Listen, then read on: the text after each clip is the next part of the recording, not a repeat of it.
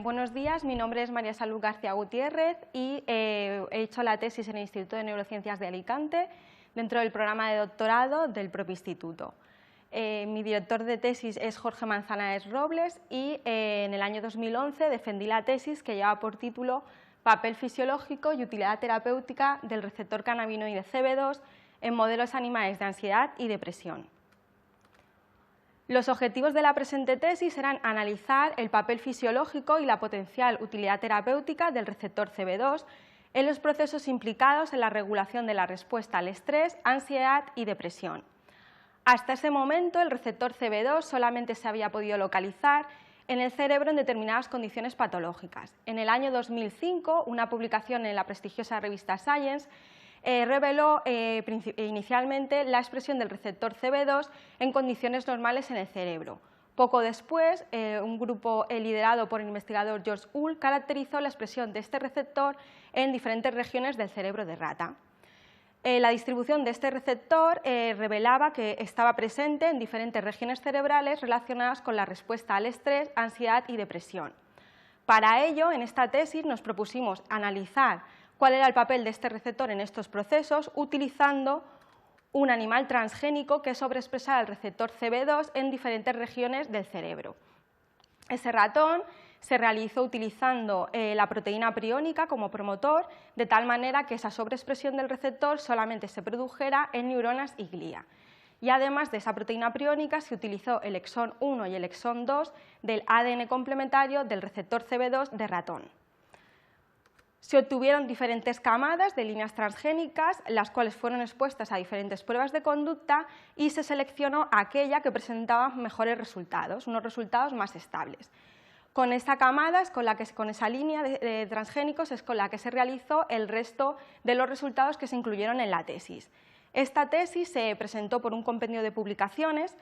El primero de ellos fue publicado en el año 2010 en la revista British Journal of Pharmacology y en él se revelaba el papel del receptor CB2 en procesos relacionados con la depresión. Concretamente, el ratón transgénico que sobreexpresaba este receptor presentaba una menor vulnerabilidad frente a diferentes estímulos que promueven un estado depresogénico en roedores.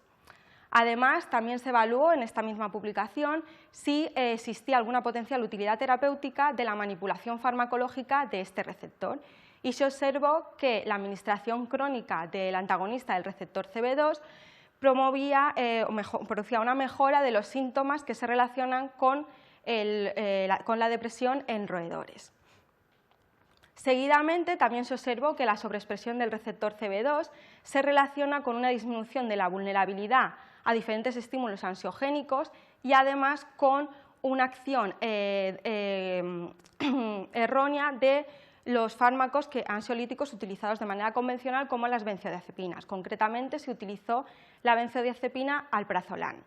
Estos resultados se publicaron en la revista Journal of Psychopharmacology y además se observó que esa menor vulnerabilidad frente a estímulos ansiogénicos se relacionaba con alteraciones en diferentes dianas que están implicadas en la respuesta al estrés y ansiedad, como son el eje hipotálamo hipófisis adrenal y el receptor GABA.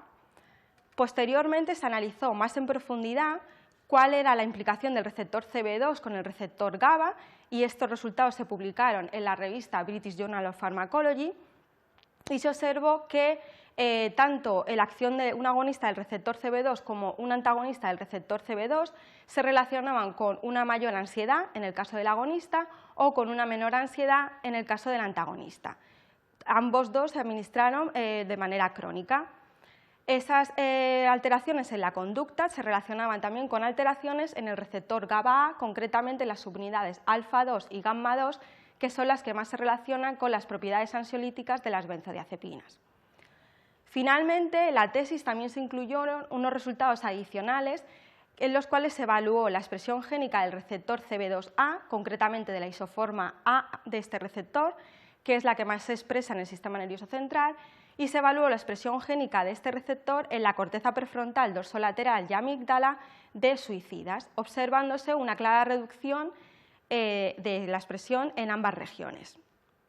Por lo tanto, con la realización de esta tesis, pudimos concluir que el aumento de la expresión del receptor CB2 en ratones transgénicos produce un endofenotipo conductual resistente a estímulos estresantes. 2. La sobreexpresión del receptor CB2 altera la respuesta al estrés de diferentes dianas implicadas en la respuesta emocional, como el gen CRF, PONC, BDNF y las subunidades GABAérgicas alfa-2 y gamma-2. 3. El bloqueo del receptor CB2 mediante el empleo del antagonista del receptor CB2 AM630 produce acciones ansiolíticas y antidepresivas que se asocian con alteraciones en el gen del receptor CB2 y en dianas implicadas en la regulación de la respuesta emocional, como el GABA alfa-2, GABA gamma-2 y BDNF. 4. La reducción de la expresión génica del receptor CB2, isoforma A, en la corteza dorsolateral prefrontal y amígdala de víctimas suicidas, y conjuntamente estos resultados señalan que el receptor CB2 como una nueva diana terapéutica en el tratamiento de enfermedades psiquiátricas que cursan con ansiedad y depresión. Además de estos resultados que fueron incluidos en la tesis, durante mi etapa predoctoral se realizaron diferentes colaboraciones que permitieron que se publicaran resultados que avalaran también la implicación de este receptor en otras patologías, como por ejemplo la esquizofrenia, como muestra esta publicación en la revista Neuropsychopharmacology, la implicación del receptor CB2 en el consumo de cocaína, también publicados en la revista Neuropsychopharmacology.